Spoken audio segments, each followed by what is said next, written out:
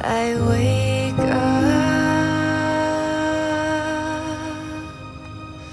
and find love every day into the next. Colors spinning in the depths, each one better than the rest. So much of my love.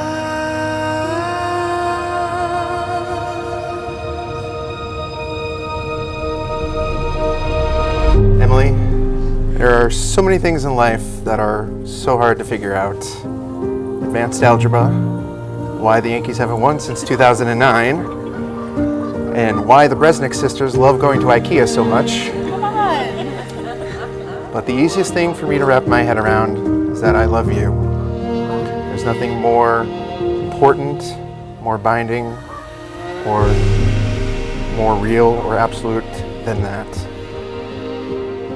I've written many cards and love notes to you over the years, but today, our wedding day, I write you the ultimate love letter. When I first met you, it was hard not to be curious about that cute guy with a handsome smile who worked in image management. It was hard not to text you saying how I disagreed with your Facebook post about never wanting to take a converted school bus on a cross-country road trip. Like, come on, that sounds fun. No? Okay.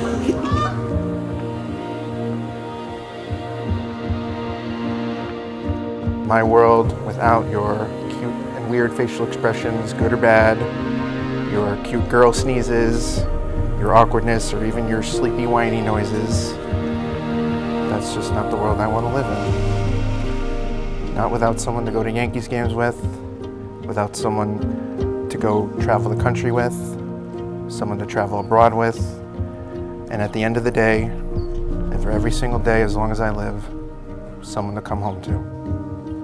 That's all I want. You. Though you are two bodies, there is one life to live before you. And there in that life, will you always find love. It's with this in mind, now that I can proclaim you husband and wife. You may kiss the bride.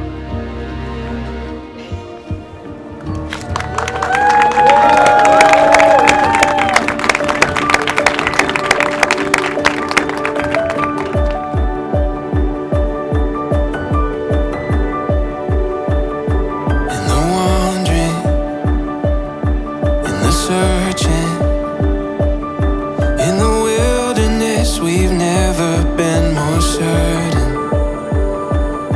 In the stillness, in the open, in the in-between, it's here, we finally know it.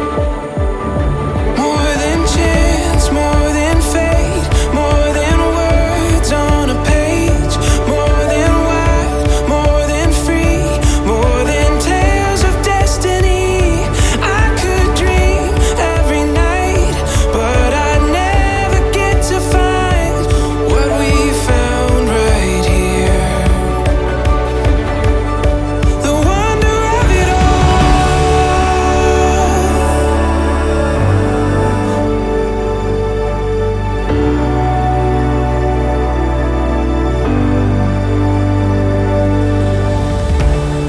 For those of you who don't know me, my name is Jen, and Emily is my younger sister.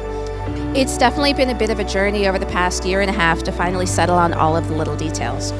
But there's one thing that has never, ever been in question, and that's the man sitting right beside her. Since they first started dating in 2015, they have been fully committed to each other, even under circumstances that might have torn other couples apart. As John mentioned earlier, they met on Long Island, but a lot of their relationship was long distance after Emily moved to Massachusetts for work. For years and years, they would take turns every other weekend, making the 3.5-hour drive from the island up to Boston. Every other weekend, almost without fail. There were a couple of snowstorms in there that derailed their plans and maybe a few other things, but pretty dedicated. And then COVID happened. And lockdown put a pretty swift end to that routine. And for other people, it might have put an end to the relationship as well, but not these guys.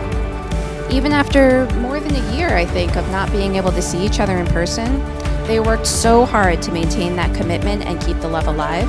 And the fact that we're all sitting here today shows how well they succeeded. I couldn't ask for a better sister or a better friend.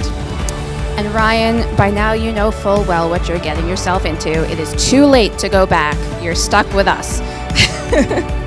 Nothing you can do about it. Thank you for making my sister happy and for being there for her through thick and thin.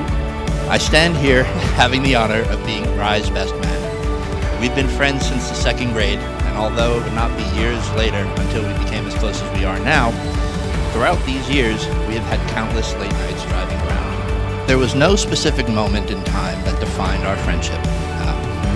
Maybe it's a series of individual moments that had their unforeseen effect. Maybe it was the fact that we've had very similar life experiences and can relate to each other's struggles. Or, as time goes on and our lives continues to change, and even though we now live hours away, we're both just incredibly stubborn and still manage to keep each other in the loop. Some things are mysterious like that. A few things in life, though, are clear as day. For starters, Ryne is the most loyal friend you could ask for. Anytime if needed, he stopped what he was doing to help. From random hangouts to relax and de-stress, to helping fix my car on a random weekday night after breaking down. And today, I feel like I've gained a sister. I hope to be as good a friend to you as well. I can't wait to see how your story develops and grows as time moves on. Now, traditionally, the best man was the groom's choice to defend the altar should the need arise, as he and the bride would be unarmed and defenseless. Although it no longer represents the same thing, I can't think of a more worthy love to defend. They say that time is the only thing that continues never to falter as it moves forward. I would argue that today we celebrate a love as absolute as time.